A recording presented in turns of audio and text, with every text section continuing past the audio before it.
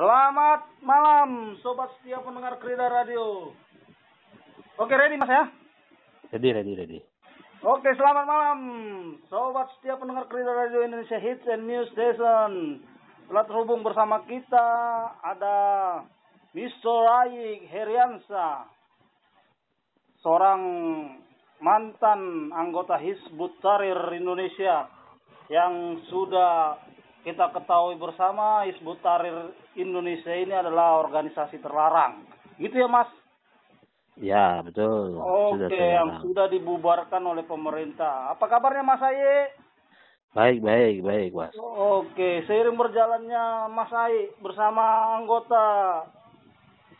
bersama Hizbut Tahrir Indonesia ini, apa kira-kira kisah yang bisa Mas Aye ceritakan tentang Hizbut Tahrir ini? Bagaimana mengangkat topeng-topengnya tadi, mengungkapkan kebenaran yang menyeramkan dari Hizbut Tahrir ini, kira-kira bagaimana Mas Aye? Bisa diperdengarkan kepada pemirsa Krida Radio Indonesia ini? Oh iya, baik. Terima kasih ya. Jadi Hizbut Tahrir itu sebenarnya sebuah partai politik internasional yang memang tujuannya itu ingin meraih kekuasaan. Cuman Hizbut Tahrir ini tidak mau menggunakan jalur-jalur atau jalan-jalan demokrasi yang konstitusional. Karena mereka berpendapat bahwa demokrasi itu haram ya menurut mereka ya. Oleh karena itu maka mereka menggunakan jalan-jalan selain demokrasi, yaitu dengan cara kudeta. Jadi Hizbut Tahrir itu sebenarnya itu sedang menyiapkan sebuah upaya kudeta untuk mengambil alih kekuasaan yang akan mereka rebut. Kemudian dengan kekuasaan itu nanti mereka akan mendirikan khilafah, tapi khilafahnya versi mereka ya. Jadi khilafah itu kan banyak versi ya. Iya. Nah, jadi Hizbut Tahrir itu ingin melakukan kudeta untuk mendirikan khilafah versi mereka. Oke, berarti tema kita pada malam hari ini bangkit melawan intoleransi, radikalisme, perangi terorisme, sesuai dengan ya memang untuk mengidentifikasi mereka gitu ya Mas Ayi ya. Ya. Jadi promosi doktrin-doktrin HTI ini seperti kayak Wahabi juga gitu. Gimana kira-kira menurut Mas Ayi menjelaskan ini? Ya. Jadi semua kelompok radikal itu bertujuan ingin mengubah ideologi satu negara ya. Kalau di Indonesia ini ingin mengubah ideologi Pancasila menjadi ideologi mereka, begitu kan? Nah, semuanya itu berawal dari kesalahpahaman mereka tentang ajaran Islam. Atau bisa juga mereka itu membuat suatu ideologi sendiri, yang mana ideologi itu sebenarnya bentuk dari manipulasi ajaran agama, dalam agama Islam. Kan ideologi itu sebenarnya kan kesadaran palsu ya. Kesadaran palsu yang kemudian disosialisasikan, diidentifikasikan sehingga seolah-olah menjadi benar. Padahal itu adalah sebuah pemalsuan atau manipulasi dari ajaran agama. Nah, Hizbut Tahrir, kemudian JI ya, kemudian Al-Qaeda dan ISIS itu semua itu membentuk sebuah ideologi atau kesadaran palsu hasil dari pemalsuan terhadap ajaran agama. Nah, itulah sebenarnya awal mula radikalisme itu. Nah, dari ideologi ini kan kita ketahui wawasan uniknya mereka ini kan budayanya ekstremisme ini Mas Ari. Kenapa bisa perkembangannya begitu cepat dan bagaimana hal ini bisa dihentikan, kira-kira gimana Mas Ai gambarannya? Ya begini, kalau Hizbut Tahrir itu kan mulai pesat itu kan setelah reformasi ya. Di mana semua orang euforia kebebasan, bebas menyampaikan pendapat, kemudian juga pada saat yang bersamaan juga mulai masuk media online dan media sosial. Jadi mereka memanfaatkan betul peluang itu untuk menyebarkan ideologinya, sehingga dalam waktu dari tahun 2000 sampai 2017 lah mereka dilarang itu ya. Dalam jangka waktu 17 tahun itu mereka melakukan gerakan yang masif ya. Sehingga terjadi perkembangan yang cukup pesat pada masa itu. Padahal ya sebelumnya itu Hizbut Tahrir kan sebenarnya ada di Indonesia itu kan sejak tahun 1985 atau 86 lah. Itu mulai adanya sel pertama dari Hizbut Tahrir. Nah, sampai menjelang reformasi itu sebenarnya perkembangannya lambat. Ya, mungkin setelah mereka dilarang ini dari tahun 2017 sampai 2020 sekarang, ya saya yakin perkembangan juga melambat gitu. Jadi kita tahu iya ini kelompok teror internasional seperti ISIS, Al-Qaeda, Taliban, Boko Haram, ya ini kan ya kita tahu ya sekte-sektenya ini ya bagaimana mereka yang sangat konservatif dan keras ini kan ya baik dari ideologi atau maupun doktrin-doktrin tadi yang di Timur Tengah sana. Apa mungkin ada pendananya ini masa untuk bisa berkiprah mereka di Indonesia ini? Ya pastilah, ini kan jaringan internasional. Jadi mereka juga disupport dananya dari luar Indonesia. Misalnya kalau disebut Tahrir Indonesia juga mendapat bantuan dari amir mereka yang ada di Arab. Arab ya? Ya, jadi itu pasti ada support dana. Cuman bagaimana dana itu bisa sampai itu modusnya macam-macam. Ada modusnya itu transfer, ada juga modusnya itu dibawa oleh utusan amir Hizbut Tahrir itu. Jadi kan setiap 6 bulan sekali itu ada seorang utusan amir Hizbut Tahrir datang ke Indonesia. Nah, dia itu biasanya bawa uang yang dicairkan di Indonesia. Nah, modusnya begitu. Jadi kalau ditanya apakah ada bagaimana dananya? Iya, pasti dananya ada dari luar. Karena kalau mengharapkan dana dari aktivis Hizbut Tahrir di Indonesia, ya sangat kecil sekali kan. Pertama, karena memang jumlah anggota Hizbut Tahrir itu sedikit. Kedua, itu memang rata-rata aktivis Hizbut Tahrir itu dari kalangan menengah ke bawah. Jadi menurut Mas Ai sendiri, kejadian yang baru-baru ini di Indonesia, kita tahu itu di Sigi ya. Ya. Kita melihat aktivis hak asasi manusia semakin tidak ada suara kulihat ini terkait hal itu ya. Yang digembor-gemborin di TV seperti si ini dan itu banyak ya.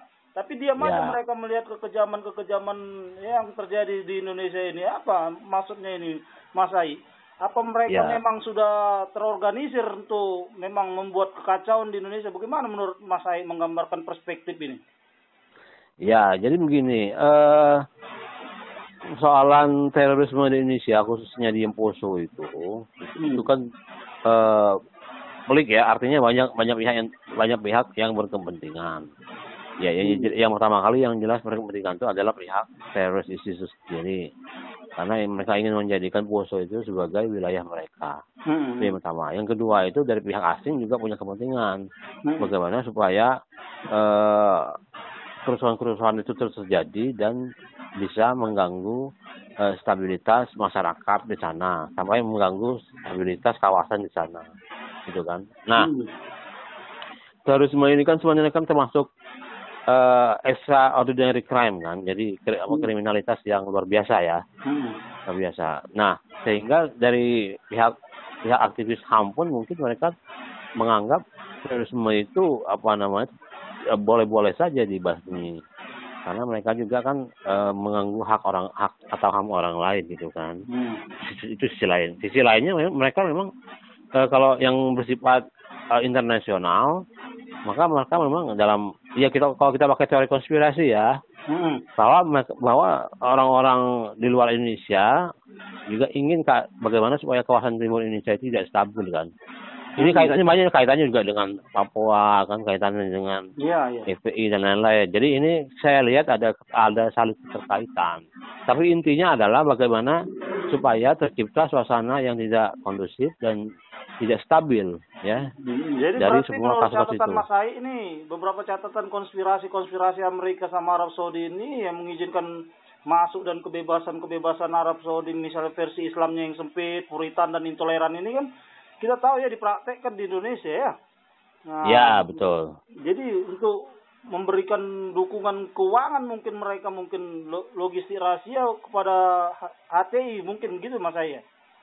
Ya bisa juga. Kalau HTI itu begini, kalau HTI itu perannya itu sebagai kalau kata Zainul Baran itu sebagai convener belt. Jadi Hizbut Tahrir itu adalah pendukung, penyokong eh, terjadinya radikalisme dan terorisme. Tapi Hizbut Tahrir di Indonesia belum menjadi pelaku.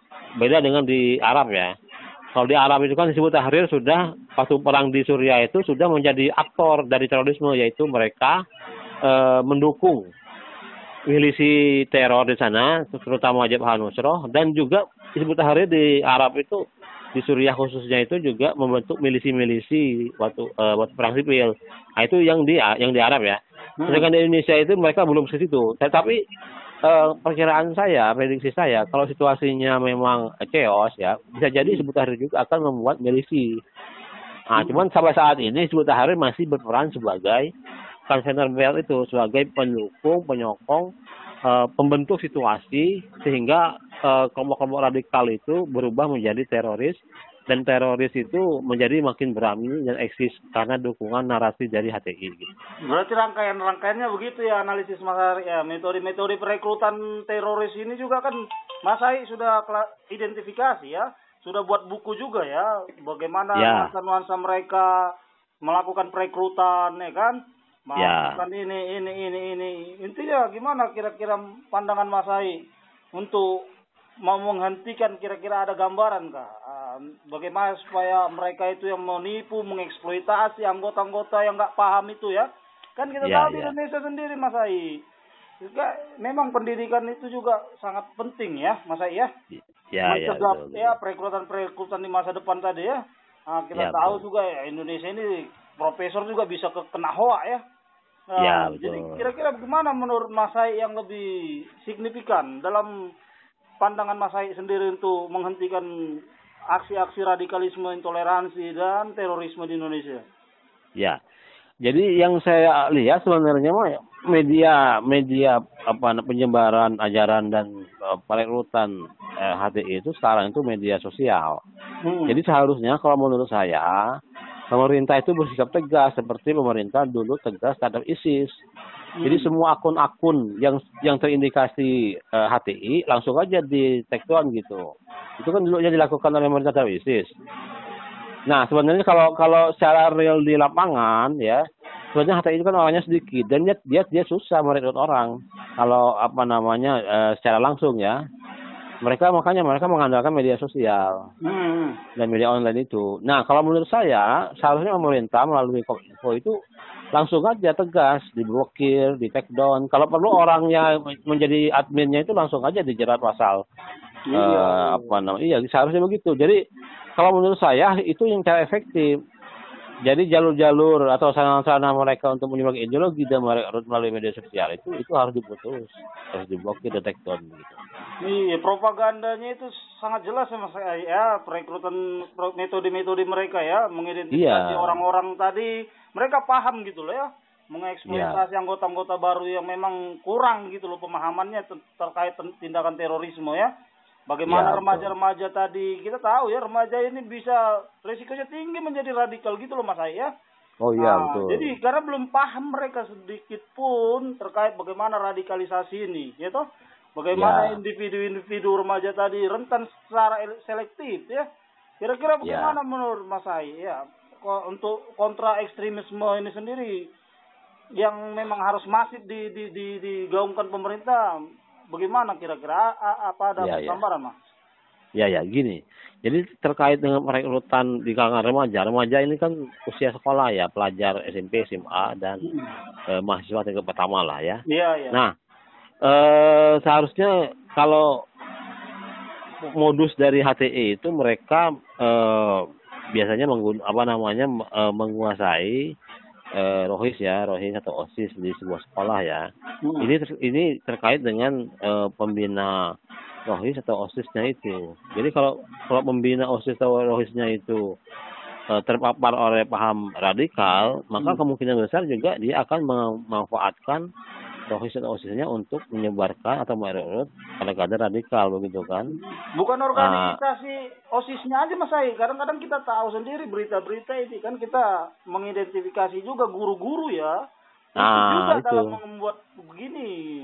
Ya.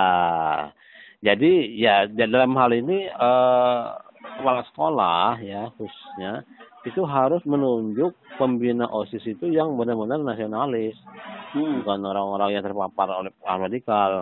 Atau pembina rohis juga harus dari guru-guru yang paham agama dan nasionalis begitu. Itu memang diharapkan peran dari kepala sekolah.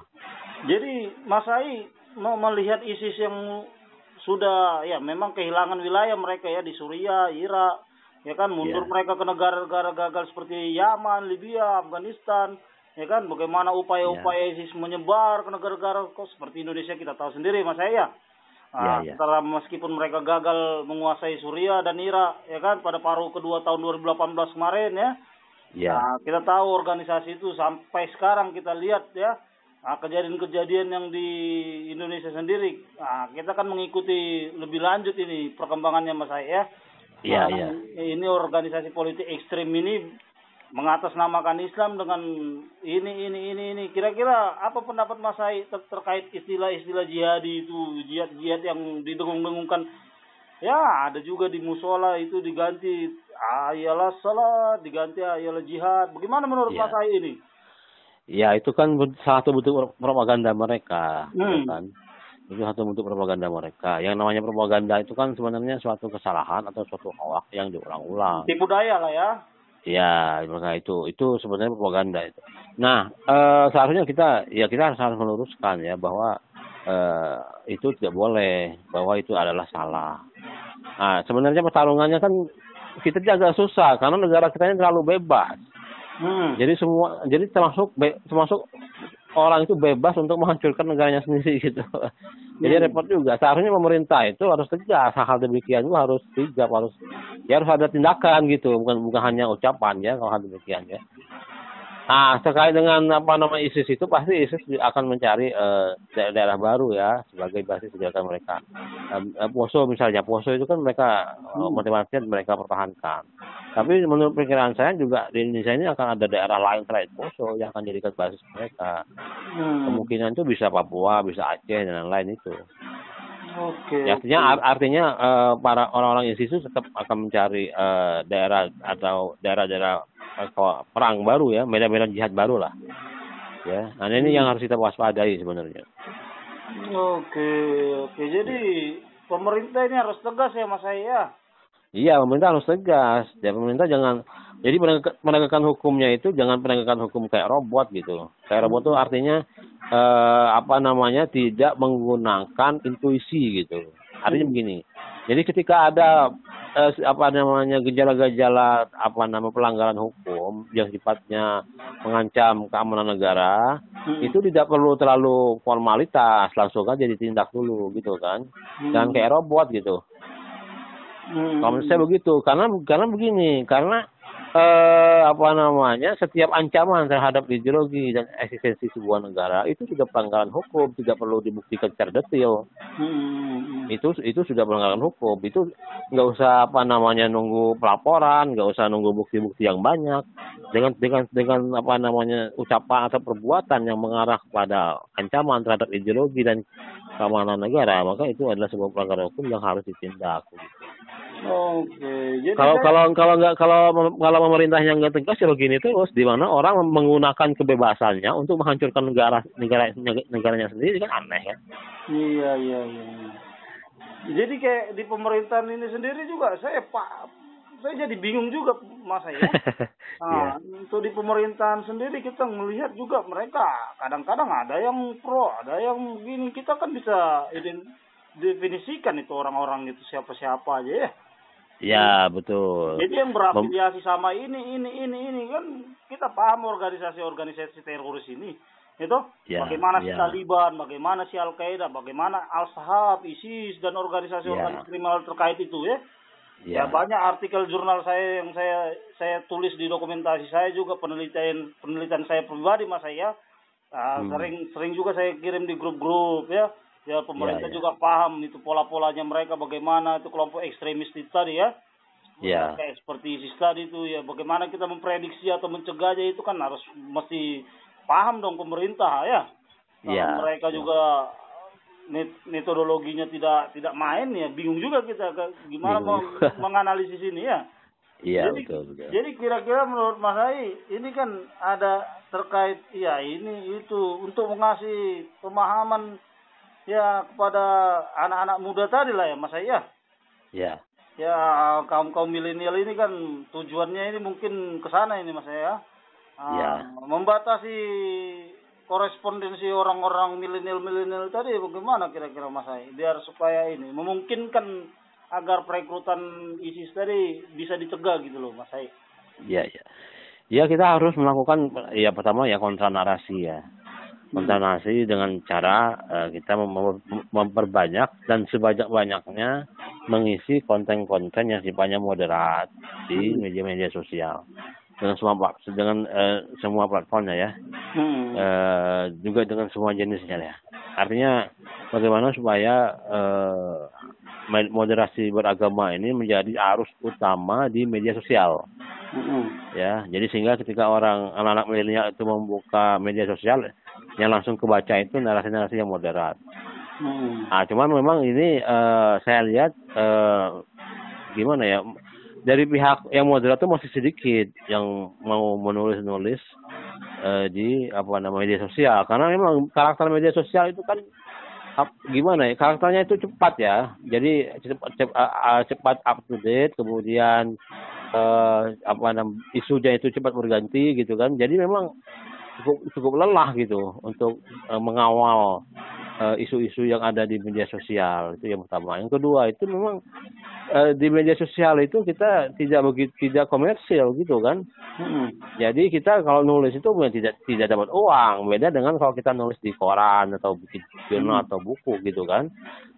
Tapi kelemahannya kalau kita nulis di koran itu pertama belum tentu dimuat kan. Kedua pun kalau dimuat pun mungkin waktunya sudah agak lama sehingga isunya sudah lewat gitu. Jadi memang perlu gini. Kalau saya pemerintah juga mungkin harus menyupport dari para penggiat media sosial sehingga mereka bisa konsisten untuk mengisi narasi moderat di media sosial. Gitu. Kalau saya begitu sih. Jadi saya Mas Ai di Jawa Timur lama Mas Ai ya. Saya berteman duduk makan bareng sama orang anggota HTI ya. Oh gitu. Saya kenal orangnya ada di Jawa Timur. Gitu.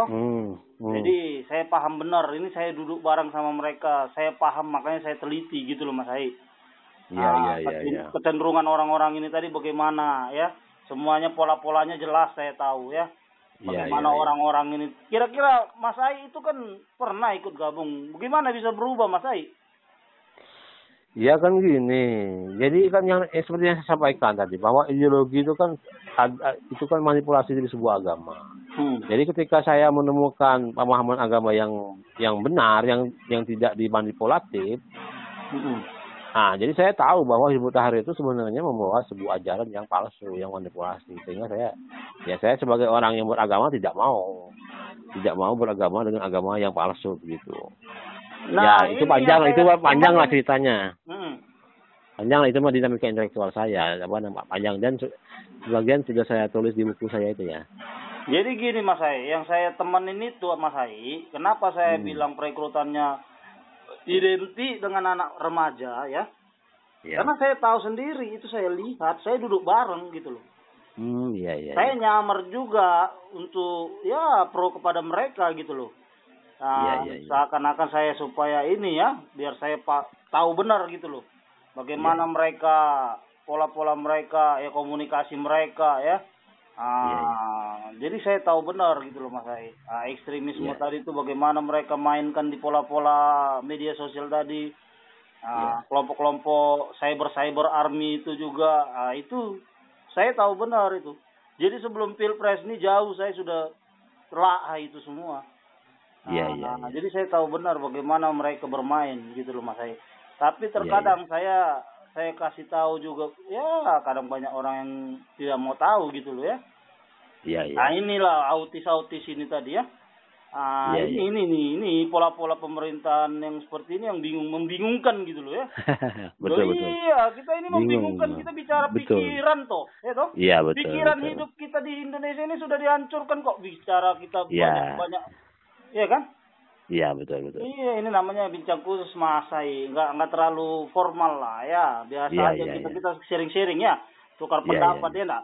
Bagaimana Iya, Mas iya. Sai menceritakan tentang Mas Sai di hati ya toh. Apa pernah Mas Sai ke Suriah? Enggak, belum pernah. Enggak pernah saya. Oh, belum pernah ya.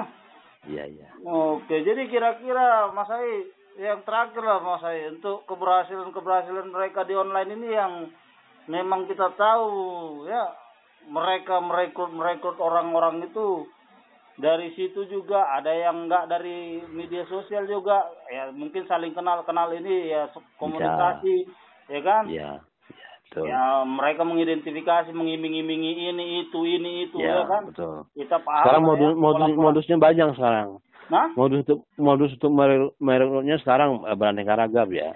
Misalnya dengan membuka kursus belajar baca Al-Qur'an, kemudian itu juga jadi media mereka ngerekrut. Kemudian buka kursus bahasa Arab juga mereka. Kemudian kemudian training tentang bisnis itu juga jadi modus mereka itu. Oh, taktik mereka begitu ya? Iya, sekarang itu modusnya beraneka ragam ya. Intinya mereka itu bagaimana supaya pertama bisa berkenalan dengan orang baru. Kedua itu bagaimana mereka mendapat data, misalnya nomor HP, email dari orang yang baru itu. Nanti mereka akan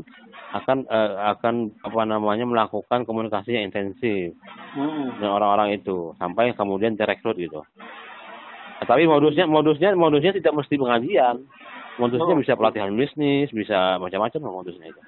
Tapi intinya bagaimana supaya mereka bisa berkenalan dengan orang baru, kemudian mendapat data mereka untuk diajak komunikasi secara intensif. Oke, berarti modusnya semakin terbaharui ya Mas Hai ya? Iya. Memang semakin cerdas mereka jadinya ya membuat modus-modus yang baru ya. Betul. Oke. Jadi gimana memantaunya ini Mas Hai? Kalau kita pemerintah ini kan nggak paham bener lah ya, masyarakat di sekitar mungkin yang akan paham ya. Iya, betul. Oke, jadi kira-kira apa tindakan-tindakan hukum yang memang harus tegas menurut Mas Hai ini? Kalau menurut saya setiap mencegah aksi terorisme ini di masa depan bagaimana menurut Mas Hai? Ya, setiap perkataan, perbuatan, narasi melalui media pun yang mengancam terhadap ideologi negara, khususnya khilafah itu langsung aja sebenarnya kalau menurut saya. Jadi ide khilafah itu harusnya dilarang udah. Ide khilafah itu sudah otomatis mengancam ideologi negara. Jadi saya bingung juga ini Mas Hai ya. Mengapa orang itu mau melakukan tindakan terorisme? Ya. Ya, karena mereka kan tidak paham, karena masalah kebodohan aja itu. Kan radikalisme atau terorisme itu kan ada penyebab, ada pemicu. Penyebabnya itu ya kebodohan karena ketidaktahuan tentang ilmu agama secara luas dan mendalam. Kedua itu pemicunya macam-macam, ada masalah ekonomi, masalah keluarga, masalah ketidakpuasan dan mereka dan tahu lain-lain. risikonya gitu loh Mas Hai. Mengapa mereka tetap mau melakukan tindakan yang melawan hukum gitu loh? Ya itu karena mereka meyakini apa yang mereka lakukan itu benar gitu. Nah, kalau mereka meyakini apa yang mereka yakini itu benar untuk memberitahu dunia satu hal terkait kebenaran itu, ya itu kan tidak bisa diterima sama orang banyak. Ya betul. Memang tidak bisa diterima orang banyak. Cuman mereka hanya bisa diterima oleh diri mereka dan kelompoknya saja. Iya, maka di sini disebut eksklusif. Mengatasnamakan agama itu kan sudah tidak benar gitu loh Mas Hai. Ya betul, tidak benar itu betul. Itu tidak benar itu. Bagaimana kita mau bicara mereka bodoh? Ya mungkin mereka sudah ini kali ya. Memang udah dikontrak kali Mas Hai ya. Sudah terdoktrin ya. Sudah terdoktrin mereka sehingga menganggap apa yang mereka lakukan itu benar, padahal salah. Memang sulit juga kira-kira mau kita menghabisi mereka ini pola-polanya ini ya. Mau mereka juga kulihat ini ya pandai memikat orang-orang yang baru tadi juga dengan konsep-konsep ya bagaimana pertama mereka mengidentifikasi target mereka. Memenuhi kebutuhan mereka itu. Ya betul. Banyaklah aktualisasinya ya. Ya betul. eksploitasi ISIS tadi ini ya mungkin kita tahu lah dari ISISnya semua ini ya. Ya, Sampai kepada simpatisan lah itu mungkin HTI ya Mas Hai, begitu ya? Ya. Jadi HTI, ISIS, Al-Qaeda, JI itu semua itu kelompok radikal yang ingin mendirikan khilafah. Cuman mereka ini berbeda organisasi dan berbeda kepentingan ya. Jadi sebenarnya kalau kita lihat lebih dalam di antara kelompok-kelompok radikal ini sebenarnya ada konflik. Apa pendanaan ini nggak diketahui pemerintah Mas Hai? Bagaimana mereka memfasilitasi orang-orang itu untuk jihad ya mentransfer uangnya itu kan pemrograman komputer semuanya toh. Aliran ini itu enggak gini juga kan mereka sudah tahu kalau menggunakan transaksi keuangan yang umumnya melalui bank itu kan mudah kelacak. Justru mereka menggunakan kembali ke cara-cara yang sifatnya tradisional. Artinya tidak menggunakan teknologi manual lah. Misalnya umumnya dibawa sama kurir biasanya. Dana itu biasanya dibawa sama kurir karena itu lebih aman kan, tidak mudah terdeteksi. Oh gitu ya? Iya. Jadi peralatan komunikasi itu ya nggak terlalu ini buat mereka mungkin untuk pendanaan ya? Enggak, iya betul. Jadi main silent gitu loh ya? Main silent. Artinya tidak menggunakan teknologi lah. Itu dibawa sama kurir. Kalau Hizbut Tahrir itu modusnya begitu. Dia pakai kurir. Jadi gini, nanti Amir Hizbut Tahrir itu mengutus seorang ke Indonesia. Nah, orang itu memang nggak bawa uang, tapi pas dia datang ke Indonesia baru dicairkan uangnya. Kemudian ditukar dengan rupiah. Nah, itu nanti dikasih ke pengurus HTI gitu. Itu modusnya tuh, itu pakai kurir itu. Jadi nggak ketahuan. Iya. Bisa jadi juga kelompok radikal yang lain juga begitu modusnya. Jadi menurut Mas Hari ini bagaimana menanggapi FPI ini Mas Hari? Menanggapi? FPI ini memang. Ya FPI ini lain lagi ininya. Ini namanya kasusnya lain lagi FPI. Ya sama juga Mas Hari, mereka meneriakkan ini betul, untuk memenggal kepala itu kan teroris. Gitu? Ya betul. Tanda terorisme kan begitu. Gitu? Betul. Apakah itu enggak kriminalitas? Gitu? Ya. Seharusnya pemerintah juga harus punya sikap. Dia mengatakan Allahu Akbar meskipun secara harfiah kita terjemahkan Tuhan Maha Besar, Tuhan adalah yang terbesar. Tapi mereka mengatakan itu untuk mau membunuh orang, bagaimana kita nggak bisa mengatakan itu teroris? Iya betul. Seharusnya pemerintah tegas mengatakan hal itu.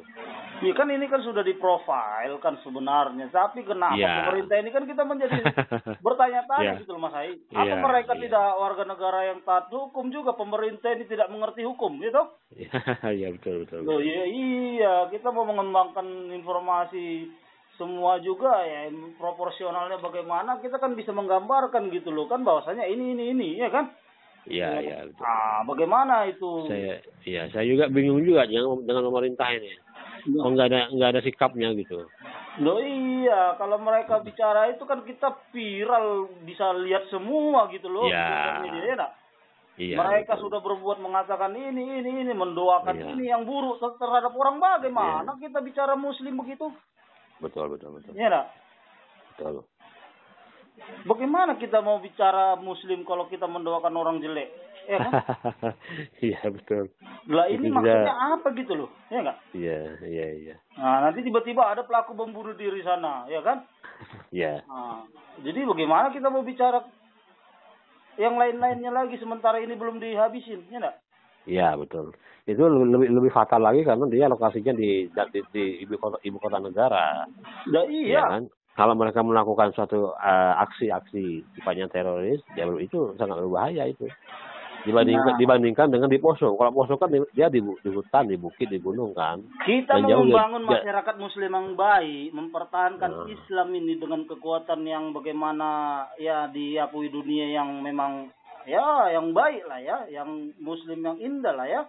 Muslim penuh dengan kedamaian ya, tapi tiba-tiba ada begitu menghancurkan Muslim itu sendiri. Bagaimana menurut Mas Hai? Ya itu justru apa namanya akan menimbulkan Islamofobia itu. Jadi orang takut dengan Islam gara-gara melihat wajah Islam yang keras seperti itu ya kan. Itu sebenarnya merugikan, atau bahasa lainnya itu mereka itu ya fitnah bagi Islam itu sendiri. Jadi mereka menyangka mereka itu menjadi pejuang atau pembela Islam. Tapi kenyataannya justru mereka itu menjadi fitnah bagi Islam. Ya itulah tadi teroris itu berkembang dengan kebencian Mas Hai dan ketidaktahuan tadi. Inilah contoh-contohnya tadi itu FPI. Itu kita kan bisa memahami bagaimana lahirnya ekstremisme itu. Tahapannya radikalisasi hingga aksi teror, ya toh? Diterapkannya itu kepada kelompok-kelompok yang tidak sesuai dengan mereka, ya enggak? Dia hancurkannya itu. Dia ngomong apa aja semaunya dia. Inilah ketidaktahuan dan kebencian tadi. Itu teroris, itu. Terus pemerintah mengartikannya bagaimana coba? Enggak, belum ada kan statement pemerintah. Loh. Iya kok ngawur ya kan. Iya. Padahal itu sudah menggunakan ancaman kekerasan fisik, itu sudah termasuk kategori teroris. Loh iya, ini ngawur loh. Ini secara psikologis ini mereka sudah memanipulasi gitu. Teror.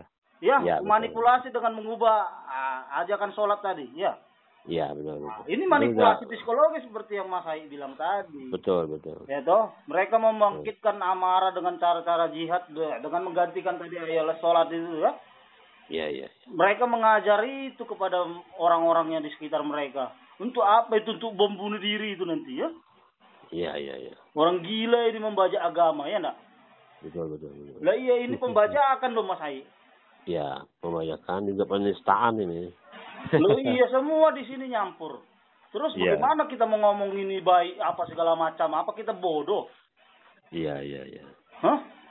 Iya, betul. Seharusnya kuncinya di pemerintah sih, bentar tegas. Loh iya, saya kan bingung juga ya. Kalau kita ini kan cuma ngomong tok yang bisa. Betul, ya, kita ngomong tok, betul. Kita hanya ngomong tok, betul. Kita tidak bisa melakukan tindakan. Gitu loh Mas Hai, ya kan? Iya, betul. Ya kita tahu lah struktur masyarakat kita di dalam Indonesia ini bagaimana ya. Iya. Kita beragam-beragam ya. Betul. Beragam suku budaya, adat istiadat ya kan. Iya. Nah, dan kita gampang sekali ketidaktahuan itu tadi kan banyak. Ya kan? Atas dasar ketidaktahuan tadi ya memacu kebencian. Iya. Bagaimana mereka ini mengkomunikasikan itu, ya kan? Iya, betul. Lah iya, apa nggak ada kerja itu mereka itu semua? Iya nggak? Iya, betul. Loh iya. Ini berbahaya ini kan. Kalau kita nggak tahu kerja ngaco, ya kan? Iya, ini berbahaya ini karena mereka juga membawa identitas kelompok dan agama tertentu kan. Karena ini juga akan memicu dari kelompok lain. Yang memang rentan dan secara selektif mereka menggunakannya. Ya itu kita tahu ya FPI itu tadi. Iya, betul. Itu mereka membangun perasaan dengan jihad tadi itu kan meningkatkan ini untuk supaya apa mereka memaparkan ekstremisme, ya enggak? Di masyarakat tadi. Iya, betul. Dan bisa memicu perlawanan dari kelompok yang itulah Mas Hai. Itu udah pasti jelas ujung-ujungnya ke perlawanan.